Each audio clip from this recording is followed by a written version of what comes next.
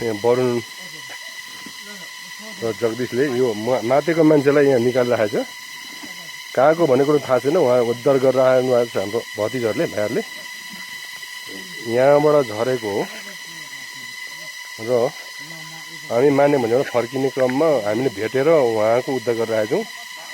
र उहाँ मादक पदार्थ बेसी सेवन गरेको हुन सक्ने सम्भावना छ र यहाँ झोलामा पनि उहाँको झोलामा पनि यहाँ मादक पदार्थ देखिन्छ, तर के भन्ने कुरो हामीले छुएको छैनौँ।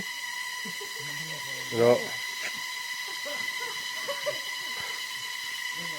उद्धार गरिरहेको छ मेरो भतिजहरूले।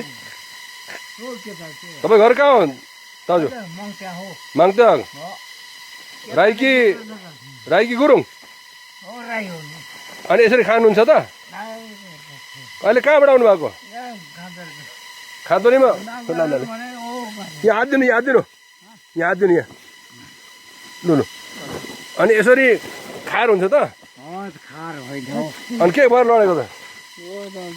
लु लु, अनि आज मेरो झोला हो यो। तिम्रो झोला? लु पोको, यसरी खानुहुन्छ? झोला बोकेर हुन्छ त?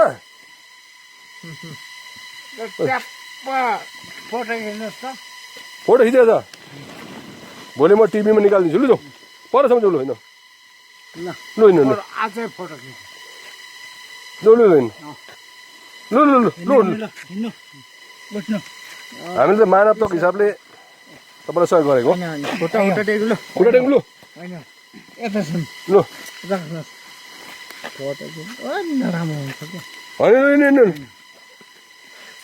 अब यहाँले हामीले उद्धार गर्नु खोजेको तर मान्नुहुन्न। उहाँ एकदम धेरै मात्रा मादक पदार्थ सेवन गर्नुभएको छ। होइन आफू डाम्सी त्यहाँ ल। अब हामी कोसिस गर्छौँ उहाँलाई फकाएर परसम्म लाने। हुन्छ ल ल।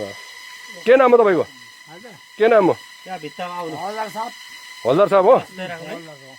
कतिजना छोराछोरी? नाम के हो तपाईँको? नाम के हो?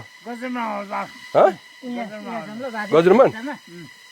ल माग्दै कति वार्ड हो?